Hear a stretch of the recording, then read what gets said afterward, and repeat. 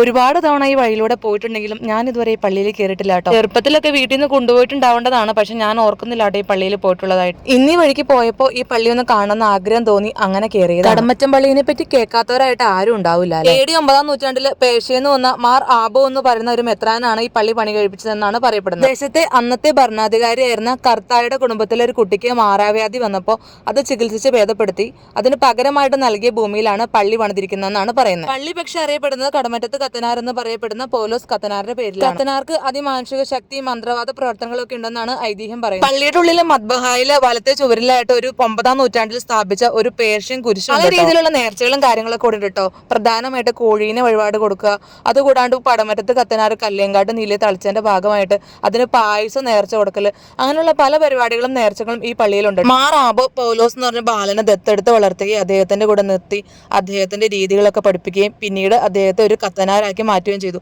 അദ്ദേഹമാണ് പിന്നീട് കടമറ്റത്ത് കത്തനാർ. കാട്ടിലെ ഗുഹയിൽ വെച്ച് കാട്ടാളന്മാരുടെ കയ്യാൽ പിടിക്കപ്പെടുകയും അവരുടെ കയ്യിൽ നിന്നാണ് മന്ത്രവാദ വിദ്യകളൊക്കെ പഠിച്ചതെന്നാണ് പറയുന്നത്. ഇതേപറ്റിയുള്ള കൂടുതൽ കഥകൾ കൊട്ടാരത്തിൽ ശങ്കുണിയുടെ ഐതിഹ്യമാല എന്ന ബുക്കിലുണ്ട്. പള്ളിയോട് ചേർന്ന് തന്നെ വേറൊരു ചെറിയ പള്ളി പോലെയുണ്ട്, ഒരു പ്രേയർ ഹാളൊക്കെ പോലെ.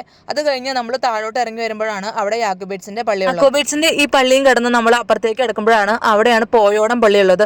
അതായത് കടമറ്റത്ത് അച്ഛന്റെ പൗരാണികമായിട്ടുള്ള പോയോടം പള്ളിയിലാണ് നമ്മുടെ പാതാള കിണറുള്ളത്. ഈ കിണർ എന്ന് പറയുന്നത് കടമറ്റത്ത് അച്ഛൻ മന്ത്രവിദ്യകൾ പഠിക്കാനായിട്ട് പാതാളത്തിലോട്ട് ഇറങ്ങി പോയിക്കൊണ്ടിരുന്നത് ഈ കിണറിലൂടെ എന്നാണ് പറയണത്. പക്ഷെ പള്ളിയോ പള്ളി നിൽക്കുന്ന സഭയോ യാതൊരു രീതിയിലുള്ള മന്ത്രവാദ പ്രവർത്തനങ്ങളെയും പ്രോത്സാഹിപ്പിക്കുന്നില്ല കേട്ടോ. പണ്ടത്തെ വീഡിയോയിലൊക്കെ കണ്ടിരിക്കുന്ന പള്ളിയുടെ കിണറിരിക്കുന്ന ഭാഗം അങ്ങനെയല്ലായിരുന്നു. പക്ഷെ ഇപ്പോൾ എല്ലാം നല്ല നീറ്റ് ആക്കിയിട്ടുണ്ട്.